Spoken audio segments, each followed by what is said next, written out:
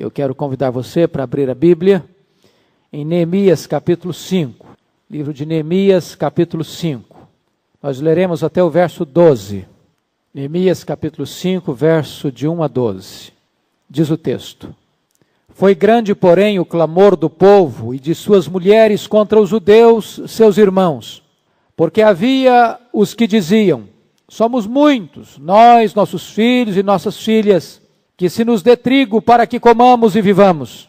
Também houve os que diziam: as nossas terras e as nossas vinhas e as nossas casas hipotecamos para tomarmos trigo nesta fome. Houve ainda os que diziam: tomamos dinheiro emprestado até para o tributo do rei, sobre as nossas terras e as nossas vinhas. No entanto, nós somos da mesma carne como eles, e nossos filhos são tão bons como os deles. E eis que sujeitamos nossos filhos e nossas filhas para serem escravos.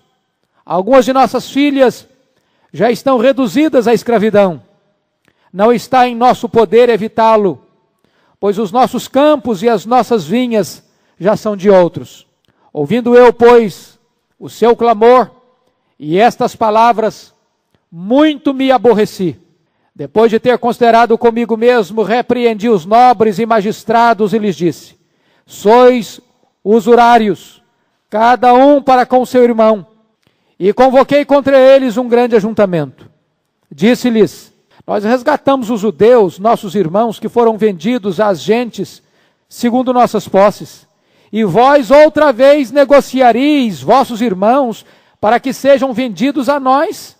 Então se calaram, e não acharam o que responder. Disse mais: não é bom o que fazeis. Porventura não devíeis andar no temor do nosso Deus, por causa do opróbrio dos gentios, os nossos inimigos? Também eu, meus irmãos e meus moços, lhes demos dinheiro emprestado e trigo. Demos de mão a esse empréstimo. Restituí-lhes hoje, vos peço, as suas terras, as suas vinhas, os seus olivais e as suas casas, como também o centésimo do dinheiro, do trigo, do vinho e do azeite, que exigistes deles. Então responderam: restituir-lhes-emos, e nada lhes pediremos. Faremos assim como dizes. Então chamei os sacerdotes, e os fiz jurar que fariam segundo prometeram.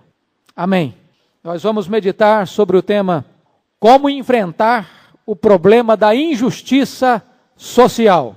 Como enfrentar o problema da injustiça social.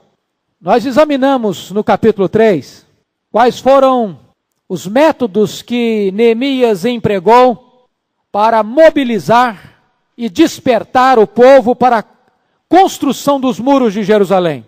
Examinamos que ele empregou 4 técnicas para o sucesso de um empreendimento: a coordenação, a cooperação, a aprovação e a comunicação. Ele sabia o que fazer, ele mobiliza as pessoas para fazerem, ele encoraja as pessoas a fazerem, e ele é claro na sua comunicação em como fazer, onde fazer, quando fazer. Estudamos no capítulo 4 que, na medida em que eles se lançam a esta obra, eles enfrentam problemas externos. Sempre que o povo de Deus se lança na obra de Deus, haverá oposição externa. E vimos como Sambalá, Tobias, os Asdoditas, os Moabitas e os Edomitas se uniram e conspiraram contra o povo de Deus, provocando desencorajamento interno, tentando criar confusão, tentando se infiltrar, tentando espalhar boatarias e tentando até mesmo penetrar no meio do povo para destruí-lo. Examinamos como foi que Neemias enfrentou cada um desses problemas. Mas agora, no capítulo 5, nós estamos enfrentando um outro problema. Agora o problema não é externo, agora o problema é interno. Se vocês perceberem, o problema agora não é procedente dos inimigos, mas dos irmãos. Na verdade, este problema é mais difícil de ser resolvido. É mais fácil você resolver o problema com estranhos do que com os de casa. É mais fácil lidar com o inimigo do que com os irmãos. É mais fácil lidar com os exércitos de Sambalá do que com a avareza dos nobres. Neemias está enfrentando um problema doméstico, um problema interno, um problema no meio do povo. E se vocês perceberem, o sucesso da obra de Deus não pode ir adiante em detrimento ou com o sacrifício dos obreiros de Deus. E nós encontramos aqui que um problema começa a vazar, começa a transpirar do meio da congregação. Quando o verso 1 nos informa que grande foi o clamor do povo, de suas mulheres, contra os judeus, seus irmãos. Este clamor, queridos irmãos, é o choro da humanidade ao longo dos séculos. É o clamor daqueles que são explorados. É o clamor daqueles que lutam pela sobrevivência. É o clamor daqueles que percebem que aquilo que constrói com as mãos lhes é tirado por um sistema que privilegia os fortes, que enriquece os poderosos. E você vai perceber que o clamor do povo aqui não é por luxo, o clamor do povo é por pão. O povo não está clamando por conforto, o povo está clamando por sobrevivência. E aí eu gostaria que nós olhássemos esse assunto à luz desse texto, como enfrentar o problema da injustiça social. Primeiro ponto que eu quero destacar é a origem do problema. Eu tomo emprestado um termo bastante moderno nosso, que é o capitalismo selvagem. O que é o capitalismo selvagem? Se você notar, todas as propostas econômicas que o homem tem levantado e tem buscado como solução para o problema da humanidade, via de regra, tem fracassado. Se você observar a proposta do socialismo, fracassou. Porque o socialismo levantou a bandeira da distribuição equânime dos bens, mas o Estado sendo o dono dos bens. O socialismo abortou a iniciativa privada. O socialismo impediu as pessoas de terem criatividade e de desenvolverem a sua capacidade para a produção. E o que o socialismo gerou? Opressão do Estado e pobreza do povo. E faliu. Mas a outra alternativa é a alternativa do capitalismo selvagem. O que é o capitalismo selvagem? É quando a riqueza se concentra na mão de uma minoria. É quando a ganância insaciável do homem leva este homem a explorar o próximo.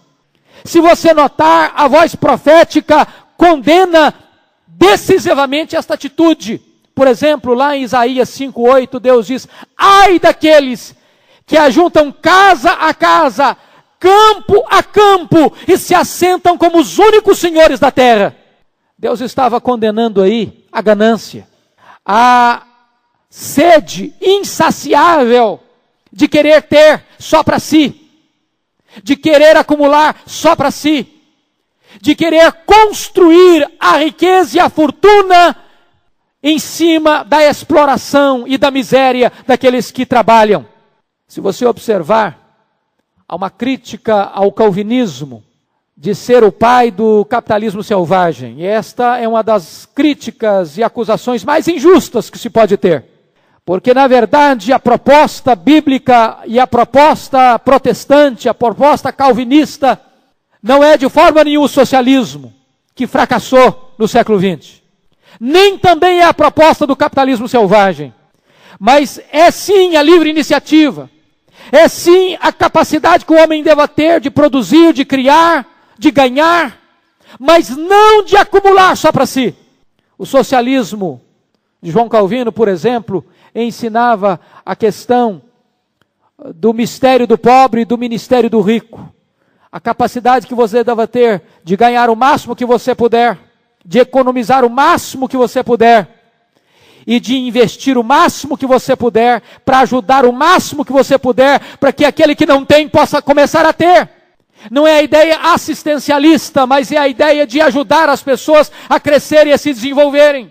O que está acontecendo aqui, queridos irmãos, é que os nobres estão aproveitando um momento de crise financeira, de opressão financeira, de altos impostos, talvez de seca na lavoura, talvez de crise na agricultura para vender o trigo por preços altos, com juros altos, de tal maneira que as pessoas precisavam penhorar suas casas, suas propriedades para ter o pão. E daqui a pouquinho as pessoas tinham que entregar suas vinhas, suas terras, suas casas para pagar suas dívidas. E desta maneira os nobres se enriqueciam e se locupletavam diante de um quadro de crise financeira. Na verdade, a crise financeira sempre serviu a interesses de um grupo. Preste atenção, que sempre que você vê um país pobre, você vai ver gente muito rica, porque a crise interessa para alguns. E era essa a situação que estava acontecendo lá em Jerusalém. Os nobres estavam vivendo às custas da pobreza do povo. Olhe para a situação mundial, não é diferente. Se você ver as nações ricas hoje, elas construíram muito da sua riqueza, da sua fortuna, em cima da exploração das nações pobres. Olha hoje as dívidas externas impagáveis.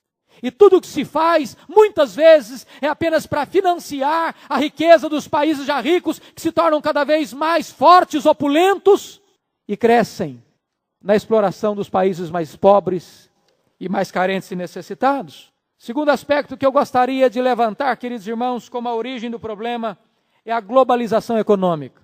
Essa é uma linguagem também moderna. Nós vivemos numa aldeia global e o dinheiro se torna a mola que gira o mundo. Se você notar, hoje a base da pirâmide social e econômica fica cada vez mais larga e este pico da pirâmide cada vez mais fino. Significa o seguinte, que as riquezas estão se concentrando nas mãos de poucos. Dr. Toncini, no seu livro A Face Oculta da Globalização, diz que 50% da riqueza do nosso planeta estão hoje concentrados nas mãos de poucas centenas de empresas particulares. Ao ponto de nós termos empresas mais ricas do que países. Por exemplo, a Toyota é mais rica do que a Dinamarca. A GM é mais rica do que a África do Sul. A Ford é mais rica do que a Noruega. O Walmart é mais rico do que 161 países. Se você perceber, a economia global exige cada vez mais do seu dinheiro e cada vez mais do seu tempo. Você tem que trabalhar mais, você tem que gastar mais para manter esta roda girando. E esta roda, para girar, via de regra, concentra a riqueza nas mãos dos poderosos, fortalece os braços dos poderosos.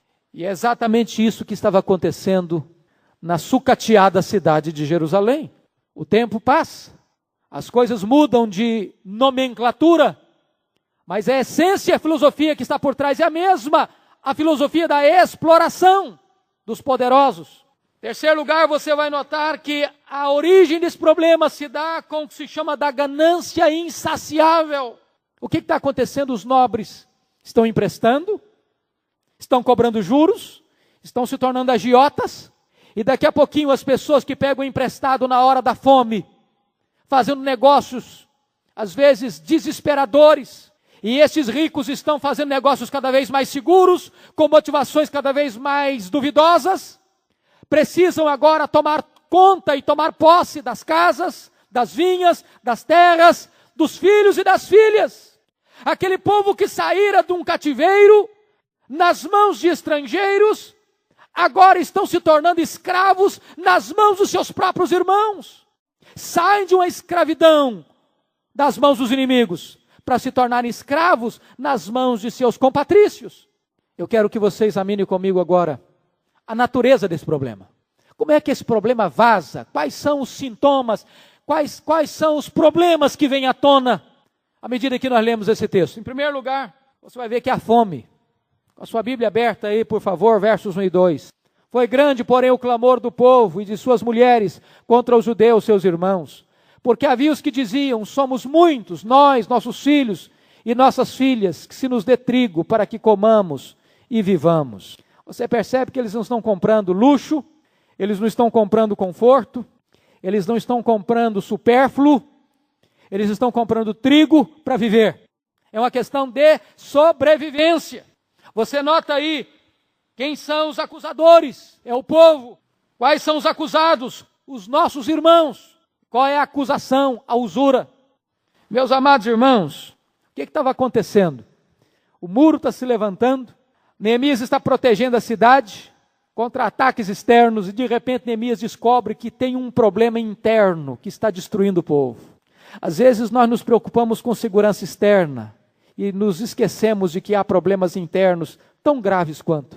De repente o povo chega para Neemias e diz: Neemias, o negócio é o seguinte, não dá para trabalhar mais. As mulheres começaram a ficar aflitas, a nossa panela está vazia. Como é que nós vamos levantar os muros se não tem comida lá em casa? Como é que nós vamos pôr a mão à obra se nós estamos sendo oprimidos? Meus amados irmãos, o problema da fome é um problema mundial. Esse é um problema que deveria nos inquietar profundamente, porque o problema não é falta de provisão, o problema é distribuição. Enquanto uns morrem de comer, outros morrem de fome. Enquanto uns esbanjam, outros necessitam. Enquanto uns acumulam demais, outros carecem. Se você notar, esse é o problema que está acontecendo aqui. As pessoas não podem mais continuar a obra porque elas estão com o estômago vazio, a panela vazia, a injustiça está prevalecendo. E se você perceber, há uma outra problemática que está acontecendo. Qual é o segundo problema? Versículo 3, são as dívidas. Olha aí verso 3, também houve os que diziam: as nossas terras, as nossas vinhas e as nossas casas hipotecamos para tomarmos trigo nesta fome. Irmão, a dívida é um negócio complicado. Uma pessoa endividada, ela fica atormentada mentalmente, degradada socialmente e arruinada familiarmente. É bem verdade que muitas pessoas hoje se endividam por inconsequência, por falta de administração doméstica. Se endividam porque não têm critério na administração, porque compram o supérfluo, porque gastam no que não precisam, porque querem ter um padrão de vida além de suas possibilidades, porque são inconsequentes na forma de gerir os seus recursos. Mas não é este o caso aqui. Essas pessoas estão endividadas não é por causa de supérfluo nem de luxo. Elas estão perdendo suas casas, suas vinhas, suas terras para sobreviverem, para comprarem trigo, para porem comida na panela.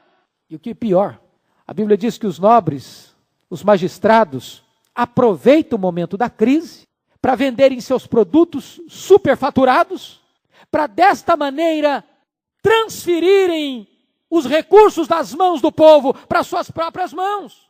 Agiam como agiotas, como usurários. Você vai ao dicionário para saber o que é um usurário, que Neemias os chamam de usurários, você vai ver que a primeira definição de usurário é agiota. É aquele que aproveita a hora da aflição do outro para tirar proveito, para ter vantagem. E quando a Bíblia fala sobre esta questão, a Bíblia não proíbe emprestar, mas há um princípio de Deus, lá em Deuteronômio 23:20, a teu irmão não emprestarás com juros, para que o Senhor teu Deus te abençoe em todos os teus empreendimentos. Deus estava estabelecendo a necessidade de não existir exploração no meio do povo de Deus, de não aproveitar a aflição da pessoa que já está machucada pela crise para se enriquecer. Mas existia um terceiro problema que Neemias identifica. Versículo 4, eram os impostos. Houve ainda os que diziam: tomamos dinheiro emprestado até para o tributo do rei sobre as nossas terras e as nossas vinhas. Percebam vocês que o problema vai se agigantando, vai se acumulando. Eles precisam comer, eles precisam penhorar suas casas, suas terras, suas vinhas, e agora eles precisam também pagar os impostos ao rei persa.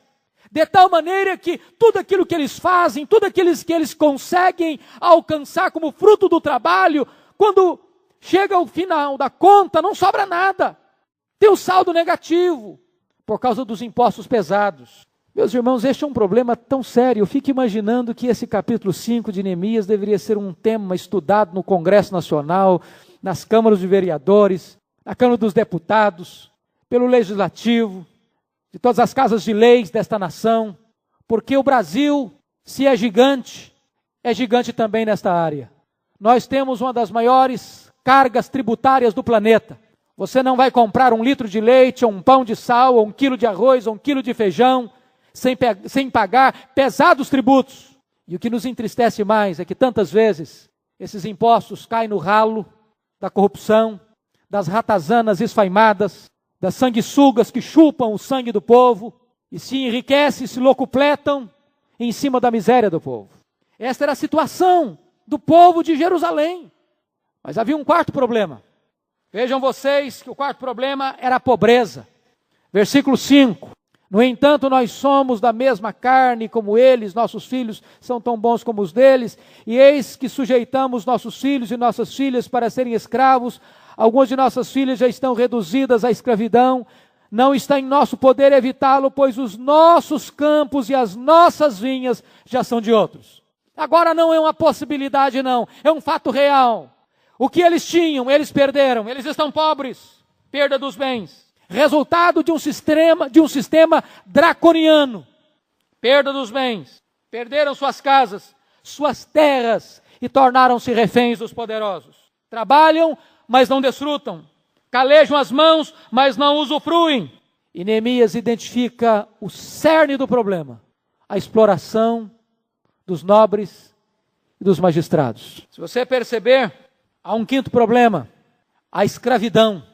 Agora não a perda dos bens apenas, mas a perda da liberdade. Olha que coisa dramática que ele diz. Eis que nos, versículo 5 ainda, eis que sujeitamos nossos filhos e nossas filhas para serem escravos. Algumas de nossas filhas já estão reduzidas à escravidão. Pensem nisso, quando um irmão ia a outro irmão para comprar trigo, e aí já tinha penhorado a casa, aí já tinha penhorado a vinha, e aí já tinha penhorado a terra. E aí a pessoa perguntava, que garantia que você tem que vai me pagar? Quando não tinha mais nada para garantir, tinha que garantir com os filhos. Se você não me pagar, então seu filho, sua filha, vão ser meus escravos. Isso no meio de irmãos. Essa acusação não é a estrangeiros, não é a inimigos. Logo o versículo 1, foi grande, porém, o clamor do povo e de suas mulheres contra os judeus, seus irmãos. Pode imaginar uma situação dessa? A que ponto chegaram? O povo que estava vindo de um cativeiro, entrando noutro cativeiro, saindo de uma escravidão e caindo noutra escravidão, perdendo não apenas seus bens, mas perdendo a dignidade, perdendo a liberdade. Mas em sexto lugar, irmãos, tem o problema da impotência, a perda da esperança. Você pode notar no verso 5 ainda que eles disseram o seguinte, olha aí, na parte B, não está em nosso poder evitá-lo. Ou seja, nossas filhas já são escravas, nossas casas já não são nossas, nossas terras já não nos pertencem mais. O que nós construímos com tanto sacrifício, suor e sangue, já foi tirado das nossas mãos. E não está em nosso poder fazer coisa nenhuma. Ou seja, nós nos tornamos fracos, nós nos tornamos impotentes, nós não temos vez, nós não temos voz, nós não temos esperança. Esse é o problema. Os nobres, os magistrados fazem as leis, usam as leis, torcem as leis, escapam das leis. E os pobres não têm vez, não têm voz, não têm força, não têm esperança. Seria diferente a realidade hoje? Estamos vendo a repetição desses fatos nos tempos pós-modernos? Vamos ver em terceiro lugar, queridos irmãos, não apenas a natureza do problema, veremos em terceiro lugar então a causa do problema. O que é que levou a essa situação? A este caos. Em primeiro lugar, a usura. Veja o verso 7. Depois de ter considerado comigo mesmo, repreendi os nobres e magistrados e lhes disse, sois usurários, cada um para com seu irmão. O que é usura? É agiotagem. Usura é você aproveitar um momento de debilidade, fraqueza e desespero do outro para tomar do outro. Não no sentido de roubar. Tem uma licitude. Você está comprando, você está emprestando. Você firma um contrato legal. Mas existe uma intenção de aproveitar o momento para ter benefício, para se enriquecer, para se agigantar, para explorar, para aproveitar a conveniência da crise, para acumular. Este é o problema, a usura. Deixa eu citar uma frase do Derek Kidner.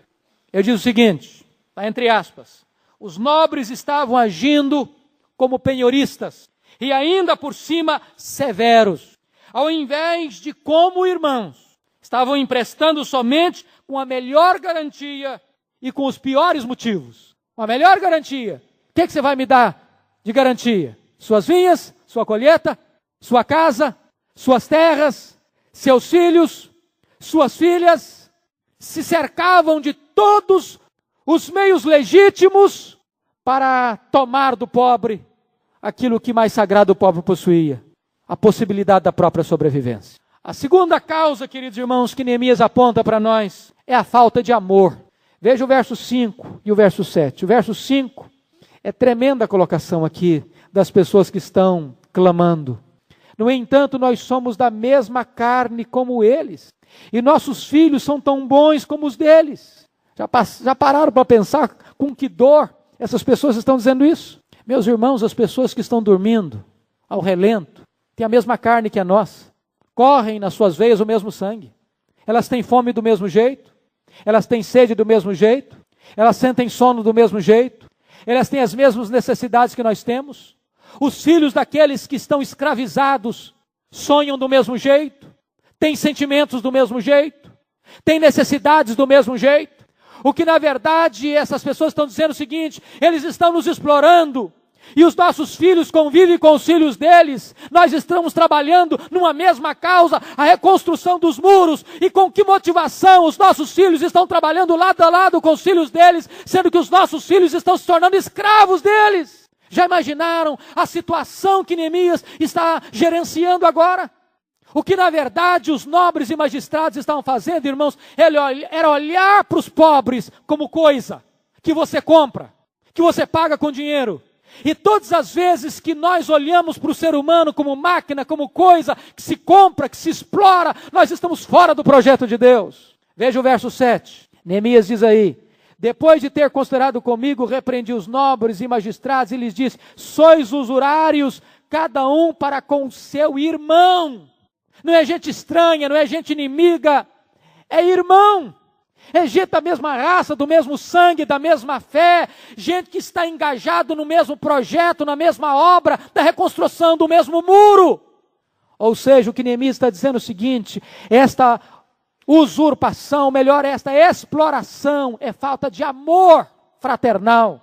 Terceiro lugar, por que está acontecendo isso? Vejam vocês, em terceiro lugar, que essa exploração era resultado da falta de temor de Deus. Veja o verso 9. Veja o verso 9. Então se calaram os nobres e não acharam o que responder. Disse mais: não é bom o que fazeis. Porventura não devis andar no temor do nosso Deus? Aqui está a causa principal do problema, irmãos. Sabem por que as pessoas exploram? Sabem por que as pessoas aproveitam da fraqueza das pessoas para tomar legitimamente, entre aspas, o que eles têm? Porque não tem temor de Deus. Se você banir o temor de Deus do coração de um homem, então não tem mais critério, não tem mais absolutos, não tem mais valores, então vale tudo. Então se cria aquilo que chamamos modernamente de capitalismo selvagem. Falta de temor de Deus. O que é falta de temor de Deus? Falta de temor de Deus é quando o homem não leva Deus a sério, não leva a sua palavra a sério, e sempre a falta de temor de Deus vai desembocar em perversão. É por isso que você lê em Romanos 1, que a ira de Deus se revela contra toda a impiedade dos homens, contra toda a impiedade e perversão dos homens. Por que Paulo disse isso? Por que Paulo não disse: a ira de Deus se revela do céu contra toda a perversão e impiedade, mas ao contrário diz impiedade e perversão? Por quê? Porque primeiro começa a impiedade, depois vai para a perversão. Primeiro o problema é teológico, depois é moral. Primeiro o homem perde a sua referência do temor de Deus, depois ele perde a referência nos seus relacionamentos interpessoais. Primeiro problema é doutrinário, depois é ético. Porque eles perderam o temor de Deus, eles exploram o próximo. Porque eles perderam o temor de Deus, eles olham o próximo como coisa, como gente, como matéria. Em último lugar, sabe por que eles estavam explorando? Porque eles tinham perdido a capacidade de testemunhar para o mundo. Versículo 9 ainda nos informa o seguinte: porventura não devis andar no temor do nosso Deus por causa do opróbrio dos gentios, os nossos inimigos?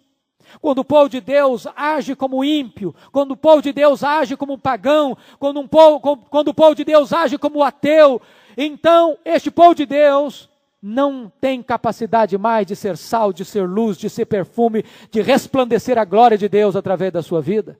perdeu a capacidade de testemunhar. Mas, irmãos, eu gostaria de partir para o último ponto da minha meditação. Quarto lugar, qual é a solução do problema? Qual é a solução do problema? Em primeiro lugar, Neemias mostra para nós a necessidade da inconformação. Veja o verso 6. Ouvindo eu, pois, o seu clamor e estas palavras, muito me aborreci. Eu gosto disso aqui. Neemias não tem nenhuma dificuldade de dizer que ele está irado. Ele está irado. Tem hora que o povo de Deus tem que ter a capacidade de ficar irado. Tem horas que não há pecado mais grave do que a passividade com a injustiça. Eu preciso lhe dizer que a ira em si não é pecado. A Bíblia diz, irai-vos e não pequeis. Você não pode contemplar o mal com complacência, com boa vontade, com deleite. Não pode. Você não pode reagir diante da injustiça com indiferença, com passividade ou com deleite. A injustiça tem que provocar em nós uma santa ira, uma santa inconformação. Agora veja vocês que Neemias foca a sua ira não contra pessoas, mas foca a sua ira contra o problema. Neemias canaliza a sua ira para resolver o problema. Às vezes o nosso problema é que a nossa ira é uma paixão descontrolada, que se descarrega sobre o cônjuge, sobre os filhos, sobre os irmãos, ou uma ira que guarda mágoas, ou uma ira que procura vingança. Aí essa ira é pecaminosa. E não é desta ira que Neemias está falando aqui. É a ira da inconformação, aquilo que nós fomos chamados no século XVI de protestantes. Aqueles que protestam contra o mal, contra o erro, contra a inverdade, contra a opressão, contra o pecado, contra a mentira, contra o engano. Segunda coisa, irmãos, para solucionar o problema, foi reflexão. Veja o verso 7. Depois de ter considerado comigo mesmo, eu gosto muito dessa colocação.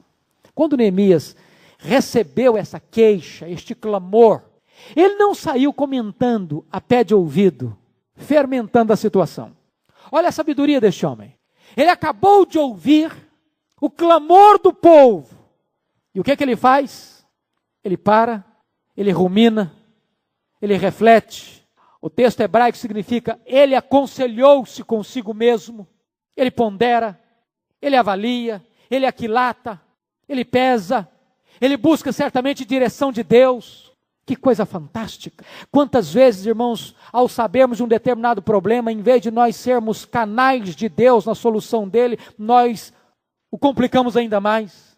Porque às vezes, em vez de pedirmos direção de Deus, nós começamos a soltar esse problema para um, para outro, e de repente a situação fica mais fermentada, mais complicada, mais difícil de ser resolvida. Neemias nos ensina a necessidade de reflexão. A Bíblia diz em Provérbios 18:13 que responder antes de ouvir é estultícia e vergonha. Diz em Provérbios 29:22 que o iracundo levanta contendas e o furioso multiplica as transgressões. Isso vale para problemas domésticos, para o seu lar, para o seu casamento, para os seus filhos, para a igreja, para a política, para todas as áreas e todos os segmentos da sociedade. Terceira coisa que Neemias faz para resolver o problema é repreensão. Veja o verso 7. Depois de ter considerado comigo mesmo, repreendi os nobres e magistrados. E lhes disse, sois usurários, cada um com o seu irmão. E convoquei contra eles um grande ajuntamento. Neemias tem a capacidade, a coragem de confrontar. Confrontar quem? Os nobres, os magistrados. Aqueles que talvez estavam empoleirados no poder. Aqueles que talvez ninguém tinha coragem de chegar e de confrontá-los e enfrentá-los. Neemias teve coragem para repreender o erro, ainda que na vida dos nobres, dos ricos, dos poderosos. Ele tem compromisso com a verdade e com a justiça. Ele não se intimida. Ele não amacia a situação. Ele chama os nobres de usurários. Ele põe o dedo na ferida e ele enfrenta o problema. Mas ainda, em quarto lugar, você vê que Neemias resolve o problema, não apenas com palavras, mas com exemplificação. Ele se coloca como exemplo para o povo. Veja você que Neemias não é um líder que tem apenas coragem, ele tem vida.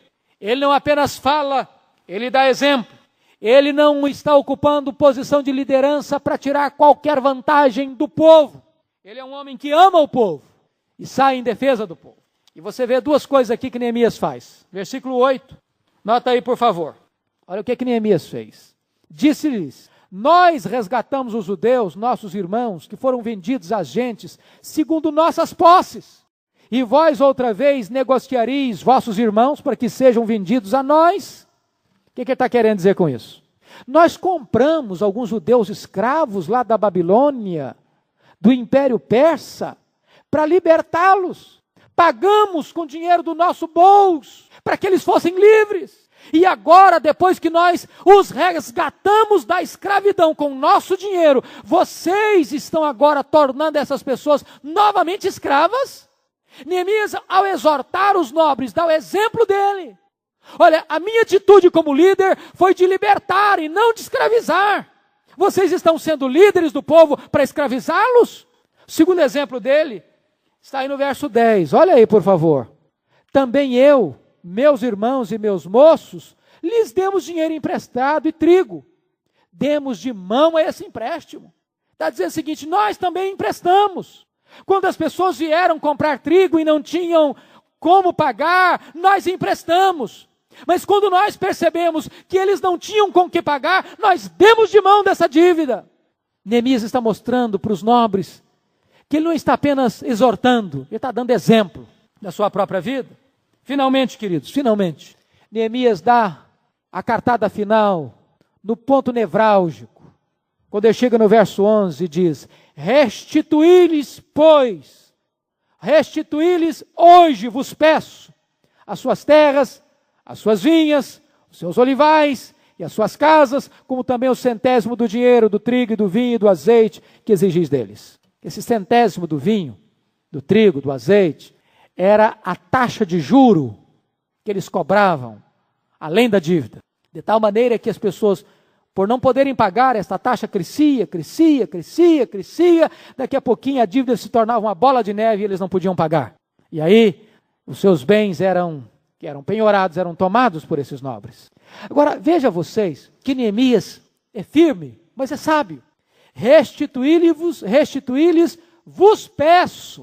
Ele não diz, restituí-lhes vos mando. Não, restituí-lhes vos peço. Este homem é firme, mas ele é sábio.